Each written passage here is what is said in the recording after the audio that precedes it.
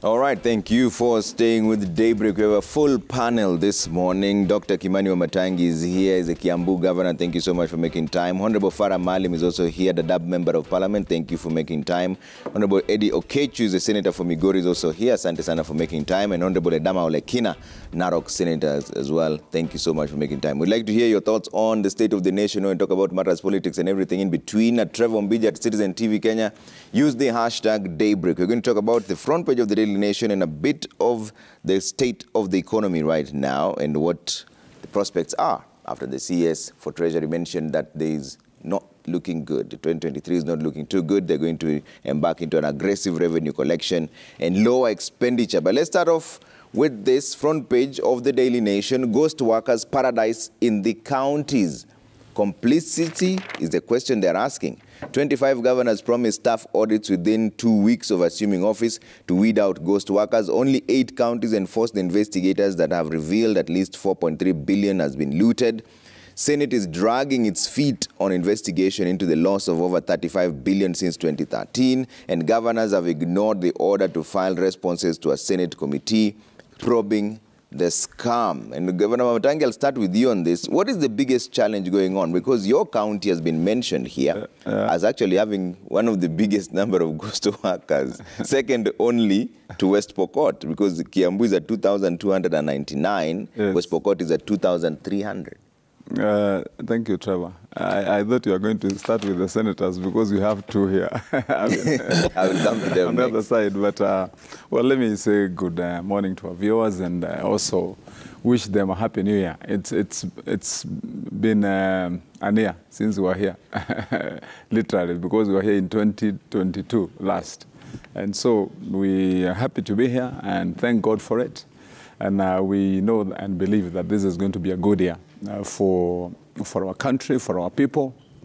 And so we want to take it up in high spirits. Yeah. Coming to what you've asked, Trevor, indeed it is true that one of the biggest problems we are facing, and myself I can report on record as the new governor for Kiambu County, is that we have an enormous problem, a major one, with workers who have for a long time accumulated in the county's payroll continuously and protected, yet so many people in high places know that these are ghost workers. The people who don't work. And I said on record, you remember when I got into office, that there are people who were on the payroll for Kiambu County, whom I personally investigated and found some of them are meat hawkers in Mombasa, in Mtwapa.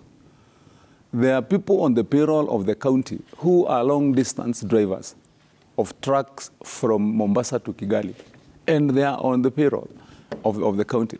And what has happened over the years is that as regimes have come in succession, for example, a governor comes in, employs his friends, cronies, as many as they can.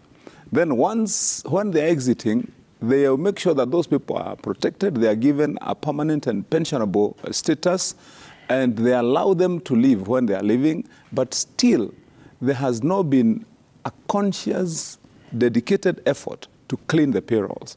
Sometimes when you attempt to do because they are protected interests, and I want to say on record that I found in one case where somebody has over 25 workers who are receiving salaries. And these salaries are shared out there because they know that these guys are not working in the county. But if you try to go and touch those people, then you have a problem because you'll have an engineered chorus of condemnation. Oh, Wamatangi is sacking people left, right, and center. He is denying people the opportunity to work. And the ones who are shouting that loudest are the ones who are beneficiaries. And other than on the side of permanent and pensionable workers who have been planted there over time, then we also have another problem of people who are called casual workers. Because again, it is also a trend. When a governor goes into office, everybody who campaigned with you and campaigned for you, without rationalization, without looking at where does somebody fit with a certain skill. Some of them have made it a habit that when they come in, you come in with everybody, and you put them there in and you call them casual workers. Some of them don't even report to work. They're just put in there. They're called casual workers and put on the payroll. Yeah. And a casual worker can have a contract renewed as many as 10 or 20 times over the period of 5 years. Okay. Now, the problem is that most of them are even used for many reasons. There are some, like, for example, during the campaigns, when a governor was not going to pay money directly to some of the interest parties. For example, some of them are bloggers, some of them are huntsmen, some of them are henchmen. You'll find that what they are given in return is a casual worker engagement contract. Okay. And so they're told, your work is just to blog, abuse Wamatangi, abuse so-and-so, and then you draw your salary from there. So what they do is they'll just sit in hotels. Okay. Their work is to have their phone on the table, call you all the names they have been advised, and say and mislead the county and tell lies and do whatever, but they have a ticket that they have been given where they're drawing a salary. Imagine 1,500 every day for 30 days. That's the pay for sitting there to abuse Wamatangi. Okay. Or to abuse another person. All right. and so it's a big problem. But otherwise, let me conclude it by saying, Trevor, that because this time we also have to admit that the awareness, the level of commitment has also changed. People now are appreciating devolution the way it is. Yeah.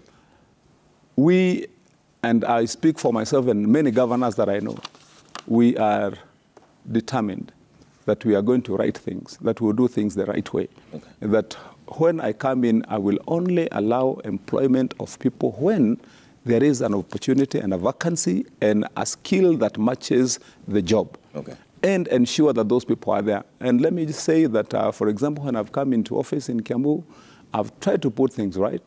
I've paid workers who were not paid for more than 8 months since I came to office. For the first time, everybody who has been working in that county, as of now, has received their gratuity. I'm the one who paid, and I want to say that with humility on record. I'm the one who paid even the first deputy governor his gratuity since 2013. That's how things have been. Because, there is no proper, way of doing things. Okay. But I believe that finally we'll get this thing right. We want to serve the people and we'll ensure that people enjoy the fruits of devolution. Okay, but you're still running into headwinds, and we'll come to that in just a bit. Let me bring in Senator Ledamo Lekina on this issue of the ghost workers. Senator, where is the problem? Because you're an experienced senator yourself, and this complaint has been there for quite some time. I think, Trevor, let me first begin by wishing Kenyans a Happy New Year, following my brother. The problem started during the transitioning authority period, when county governors were forced to deal with secondment of staff from the national government. And during that time, every governor who came in wanted to be able to have their own staff. So at that time, in fact, if you look at the case of Narok as an example, we had so many workers who were working for the county council as nursery school teachers, as others were working as casual workers. But when the new governor came in place in 2013, it was very difficult to get rid of those people. Because now there were so many other people who came in from the national government who were seconded to the county governments. And then at that particular time, some of them quit, but then they still remain in the payroll. So the issue of the ghost workers is as a result of the problems that were encountered by county governments during the transitioning authority period. That's issue number one. Number two, also, it has become very, very political. If you go into counties like Narok County or even other counties that clans politics dominate, which is a bit different from Wamatangi's case, you'll find that when you lay off certain people or you try to carry out an audit, you're told you are attacking one clan. So that has been a problem. But I think you'll see that Narok County, as an example, has the lowest number of ghost workers. Whether that audit is accurate or not, But currently, according to the audit that was carried out recently, it showed that at least Narok County was only losing about 130,000 shillings a month in terms of ghost workers. The only way to deal with the issue of ghost workers is to apply the method that Governor, the former MP for Dagoretti, Simba Arati, applied. He called all the workers for a physical count, and each one of them were given a brand new number. That's the only way to deal with it. And you cannot be told somebody is away, he's sick today. No, you call everyone, you stop all the operations of the county for like 2-3 days. You call everyone to the stadium so that you can be able to know who is this person, where are they working from. That's the only way you can be able to deal with the issue of the ghost workers. Okay. But until then, we will continue having these ghost workers. Now, I saw in the dailies that county governors have ignored orders to file responses with the Senate committee probing the scam. I don't think this is accurate. You know, sometimes we sensationalize things in the media. It is not accurate, because how would the media know whether governors have submitted these reports to the Senate, yet the Senate is in recess? So I think it is important for us to be given an opportunity, and also to give the governors some time to be able to submit these responses. Once you submit the response, until the Committee on Public Accounts and Investment Committee tables a report and say, from Kiambu County, we see there was a problem of about 1.5 billion. We know Governor Wamatangi has raised a huge concern that he cannot be able to sustain his 600 million budget, monthly budget for the county, because it is infiltrated by ghost workers. Until we can be able to really analyze the data submitted by Governor Wamatangi and all the other governors, it will be too quick to judge and say or sensationalize that county governors have snubbed the request by the Senate to be able to submit that, because then you would actually be calling them that they're the ones who are encouraging this issue of ghost workers. Okay. Eddie Oketch, your county is also here at 607. In fact, you're losing 5 million every month. What is the lasting solution to this? I know you're a first-time senator on this, but this is something you must have discussed in the Senate. Sure. Thank you, Trevor, again. This being our first show with Citizen, I think I also want to register my Happy New Year wishes to all our viewers and to all Kenyans, and I hope that this year will be better. I think that coming from an electioneering period of last year, coupled with a couple of economic issues that we faced last year that are rolling into this year, it is important that we wish Kenyans well. But that said, I think that the issue of ghost workers is a very serious issue. Yeah. And it needs much more better analysis than the politicization politics that we have seen that my brother Olekina has talked about. Because, there are a number of, or rather categories of ghost workers that we start seeing in our counties that we must first of all understand. Because there are people who are ghost workers because they are in county payrolls, but they don't work in the county. But there are also people who are ghost workers without their knowledge that they are ghost workers in the county. They're just names that are put in the county payroll systems that they innocently don't know that they exist. And of course, a few instances of also ghost workers that come from deaths in the last 10 years. People who used to work genuinely in the county, but then they have since passed on, but they have continued being on our payrolls. So the biggest question that we must ask ourselves, and I'm glad that that Governor is here, and he also did serve as a senator, right, in both, I think both the first and the second government. I think that the biggest question we need to ask is that who actually profits from ghost workers? Because if you get to know who profits from it, then you can be able to have a long-lasting solution.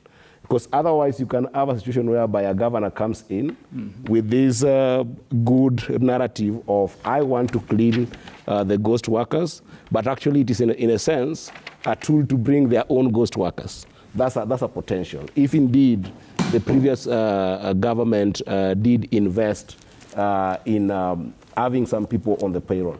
And I think that if you can be able to do that analysis, a long-lasting solution for me would be for new governors like Governor Matangi. One thing that they can be able to do is be able to segregate the authorities and duties that we have in the county. Okay. Because that is not currently well segregated. And then the second thing that I think that will be very, very important is the governors to be able to allow for proper reviews of our payroll. Our payroll systems are not reviewed properly. And sometimes we leave it at the governors level, which then, in some instances, the governors can be seen as targeting a certain people. Or, for instance, with the case of Migori, I've seen this issue that when Governor Ochilo is trying to do head count physically, which is not the most efficient way, some people start thinking that he's targeting the people from the previous regime. I think it is important that the payroll reviews have got a hand of people like even as senators being invited to do that review. And lastly, Trevor, I think that it is very important, and this is very rare in public governance practice, to have informed management at different levels of different departments. Because sometimes employment in our counties tend to be flowing from one individual who tends to be the governor, and maybe stops at the public service board of the county. Okay. So if we can have these three areas looked at with a lot of genuine methods that governors also seek input from people like senators, the Auditor General, and even the control of budget, then we can be able to have a more long-lasting solution. All right. Honorable Malim, what do you think is the lasting solution to this issue? Well, I think the problem is big and it's huge, and literally denies the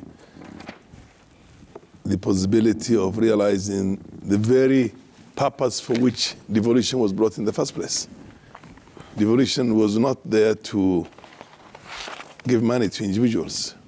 Devolution was meant to share a certain portion of the national revenue at a very early stage so that everybody gets a certain amount, which is minimal, only 15%.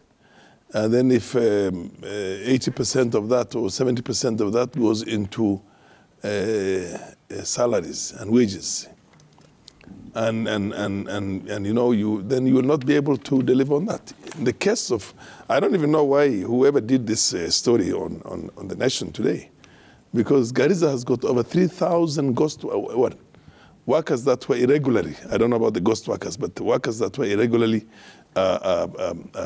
employed, and the majority of them, some of them even live outside. There are folks who are living outside and who have a certain kind of and still get money into their accounts, doing nothing. So it's important that this thing is given the due consideration it needs to free the amount of money that needs to deliver people water, you know, respond to such things like the drought we're suffering right now, give education and proper bursaries to children who cannot, you know, because the amount you get in the CDF in terms of bursary is a very small, minimal amount. And so instead of building the human capacity, instead of developing critical areas which will have a multiplier effect, for example, agriculture, you know, put in certain dams, expose people to a form of irrigation, and give livelihood to the people.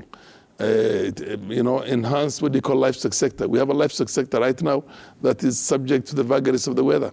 We have a bad weather, they die. We have a good weather, they multiply, and we don't take them anywhere so there is no policy on that. But if the county governments, because livestock is one of those devolved functions, if the government had, or the county governments had sufficient resources to deal with such areas, then they would deal with it. Now we don't have sufficient boreholes. We don't have dams from the county government. We don't have an enhancement of that livestock sector itself, the way I mentioned before. Irrigation, agricultural crop what they call production is out of question completely. Yeah. County governments are not involved in these things. Now, so this is ridiculous. Another form of corruption. A governor comes in there and he recruits all the people he wants to recruit for whatever reasons. In our case, it has very little to do with people sharing the money between themselves. No, in our case, it's usually based on other considerations to make it easier for you to come back or to make it harder for the other guy to run the county because then he doesn't have any money for it. Yeah. So there was a massive irregular recruitment. What needs to be done is now to rationalize that, carry out the audit, and get rid of all the excess baggage. Okay. You see, we are in a time now when people go to universities and they're coming out of universities just trying to go to the county governments to go and work. Yeah. At the back of their mind is that there will be a governor who is from my clan or sub-clan or whatever it is. I'll end up getting a job there.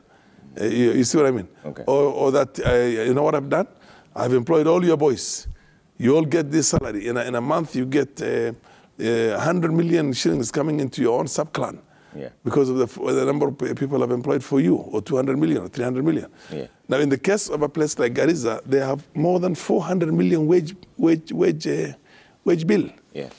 Now, over 400 million per month, that comes to about 5-point-something billion. And then you have the current expenditure, you know, they're not even able to pay for their offices here.